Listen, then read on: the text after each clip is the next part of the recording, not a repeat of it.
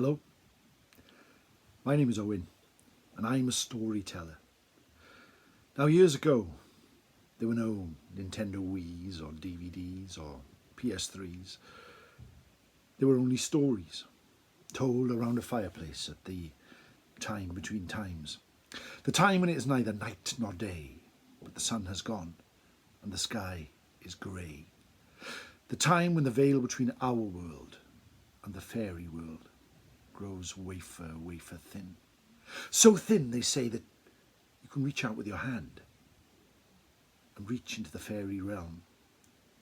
And they can reach into our world. The time between times is the time that people see ghosts. The time when people see lights in the sky. It's the time of stories.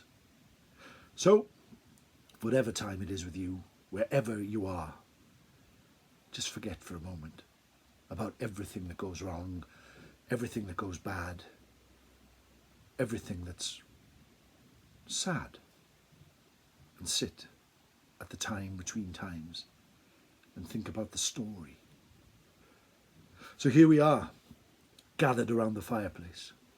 We can hear the howl of wolves.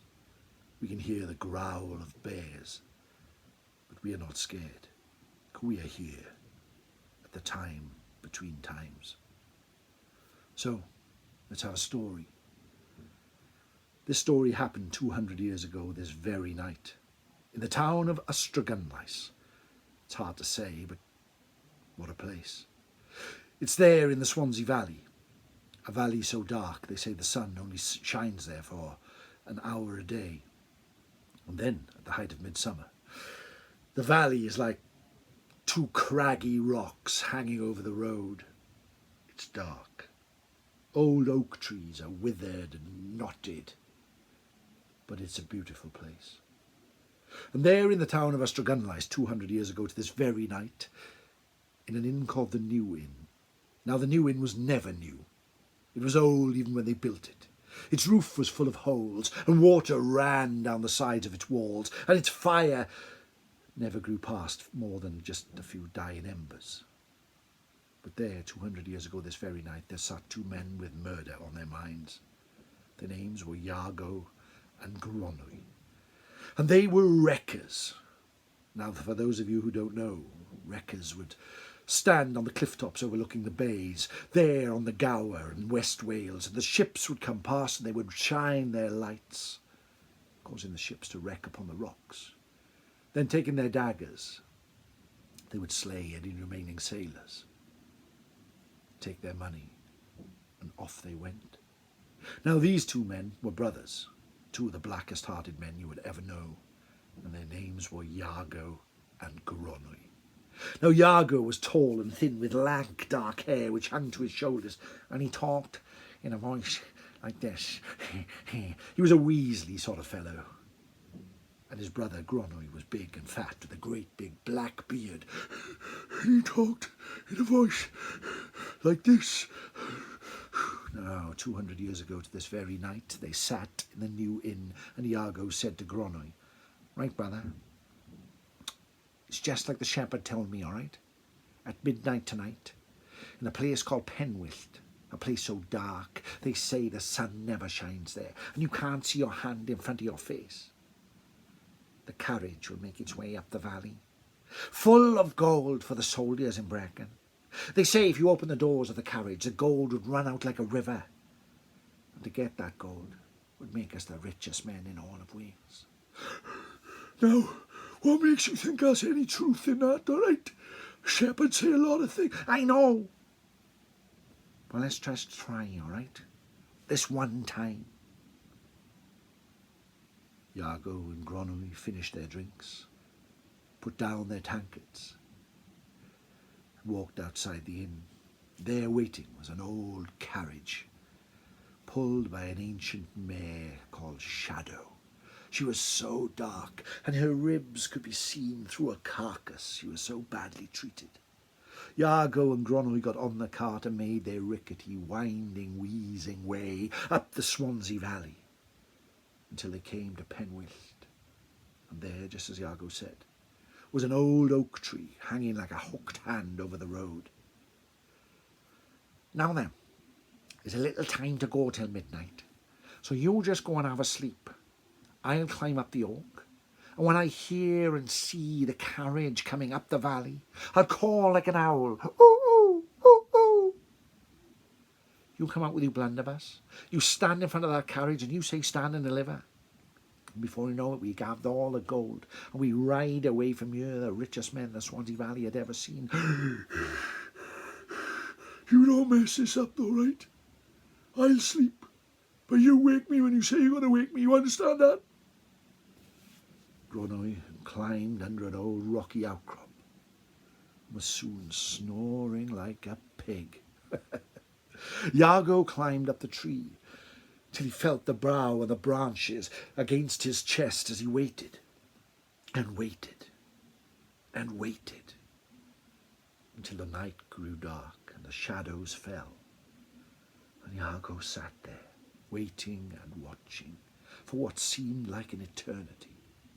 He was just about nodding to sleep when suddenly, down the valley, he saw it. One singular, sharp, shining light. He crowed, waiting to call for his brother. But then something happened he did not expect.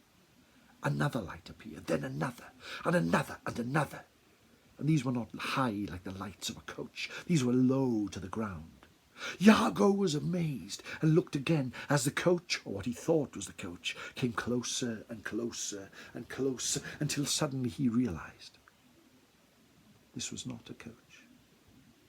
This was hundreds upon hundreds of the Penwyllt Teig making their winding way up the Swansea Valley.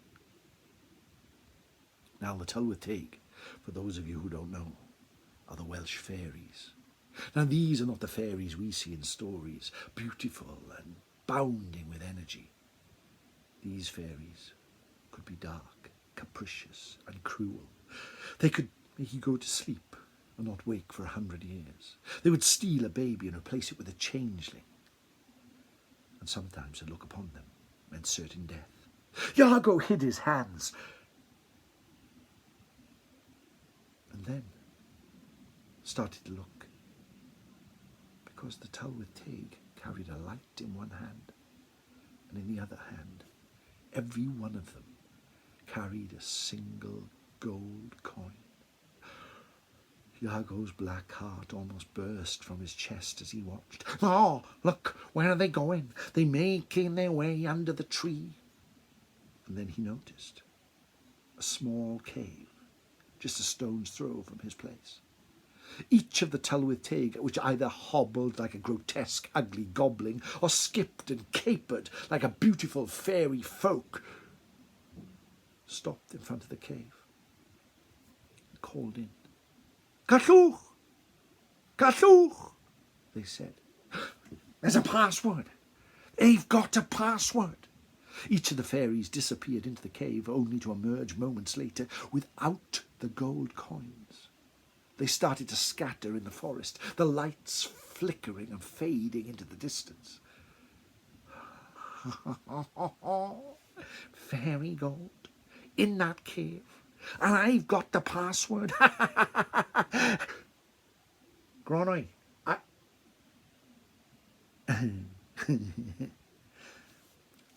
don't have to wake him, do I? No, I can make myself into that cave.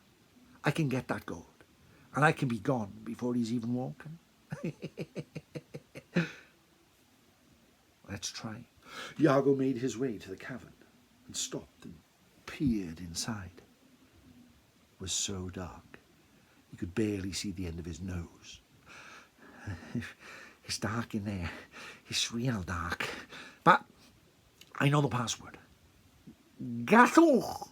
he called, before taking a deep breath and plunging into the blackness. He made his way down and to the left, back and to the right, deeper and deeper into the earth, sliding through the caverns, holding his breath until he made his way so deep he felt he would come out on the other side of the planet.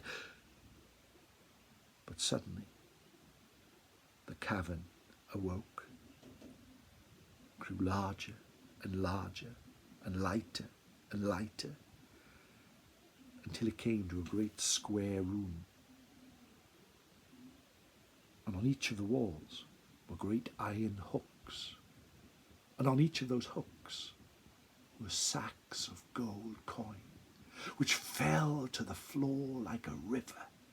Iago waded into the gold, and then his heart was filled with joy as he shouted, "I'm going to be the richest man in Wales." He started to fill his pockets, fill his coat, fill under his hat with all the gold that he could carry, and started to caper and dance around the chamber, knowing that he could return here whenever he wished. And then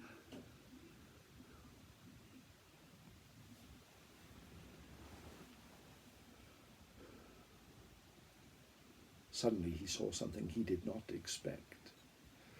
An old rag, or pile of rags, in the corner of the room started to shake and shuffle. And suddenly it rose up, and the rags fell away. And it was then that Iago noticed and knew that he was doomed. For he looked straight into the eyes of the skull of a horse with glowing green eyes. The Mari Lwyd, deep beneath the earth. The Mari Lwyd, the queen of the fairies, the first horse that winter killed.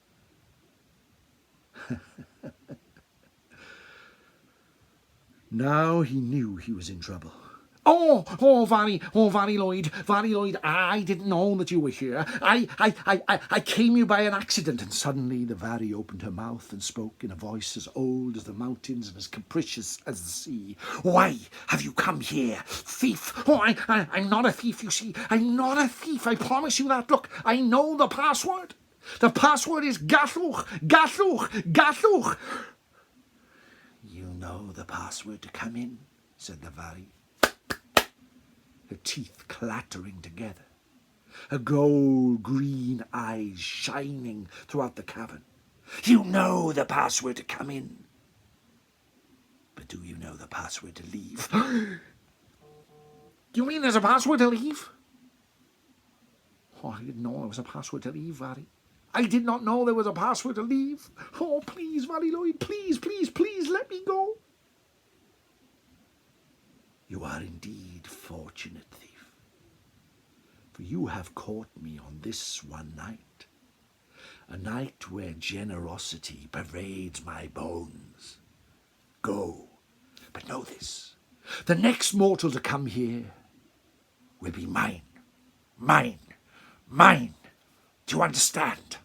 "Oh, yes, Vary, yes, I understand." And with that, Iago threw the gold coins to the floor and rushed back into the tunnel, up and to the left, back and to the right, until he burst out into the valley overlooking Swansea Port and started to run and run and run, the branches ripping in his face, cuts and bruises. He stumbled and fell until he made his way to the road, and he would have run all the way to Swansea had not a figure stood in front of him. A figure with a gun. Where do you think you're going? Where do you think you're going, Iago? You think you're going to leave me sleeping in that cave? You were going to make off with that gold, weren't you?" "Oh, no, I wasn't, Jan Gronwy. I told you. You've let me down for the last time." He held up his blunderbuss. Iago put his hands in the air. And suddenly, fate, like it often does, intervened, and a single gold coin fell from Iago's coat and landed on the floor. "So if you haven't robbed the coach, where did you get that gold coin?" "All right, I did rob the coach when you were sleeping. I did rob the coach. They stole all the gold over there in that cave. There's a password, mind. The password is Gallwch. You say it, you make your way down and to the left, back and to the right until you come to a big room, big cavern. It's there I put all the gold, and you can have it." With that, Iago was gone, never to be seen in the Swansea Valley ever again. "All right, I'll go, and I'll find that gold." Gronwy made his way to the cavern, peered in. "It's dark in there, mind. What did you say the password was?" Gallwch, Gallwch.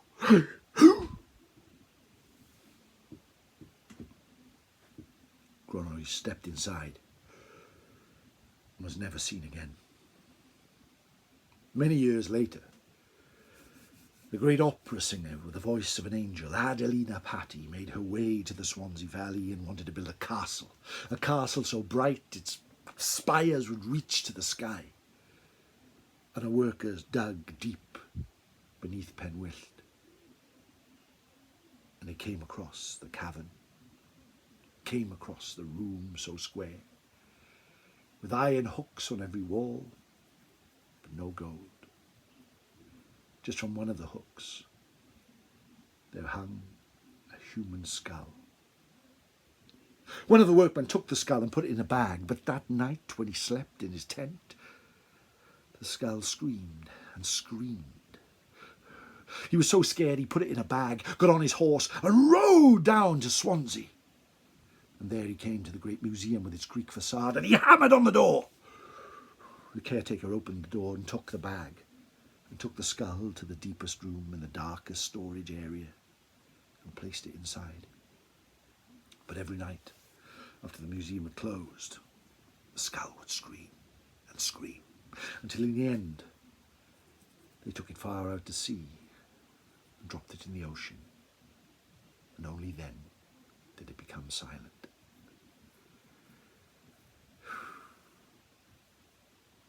And that, my friends, is the dark tale of the robbers of Penwyllt. I hope you enjoyed it. As I said, my name is Owen and I'm a storyteller. And I am hoping that you've enjoyed this. It's done in one take, as you could probably tell. And it's done in the way that a storyteller would do it if you were gathered around the fireplace at the time between times. A time when it is neither night nor day, but the sun has gone and the sky is grey. I hope to do some more, so if you liked this one, please could you click the subscribe button, give me a thumbs up, make me feel appreciated, and then ring that notification bell as well, I think, which can notify you when I put up another video. If the demand is there, I'll try and do it on a weekly basis, perhaps more, perhaps less, whenever the muse takes me, whenever the sun is gone and the sky is grey and the veil between our world and the fairy world goes wafer thin. Thank you ever so much for watching and listening, and for loving stories. Don't have nightmares. It's quite a nice story, really. And who has sympathy for Iago or Gronwy, two of the wickedest men that Wales had ever known? Thank you. Diolch yn fawr. I'll see you all again soon. Take care, and bye-bye.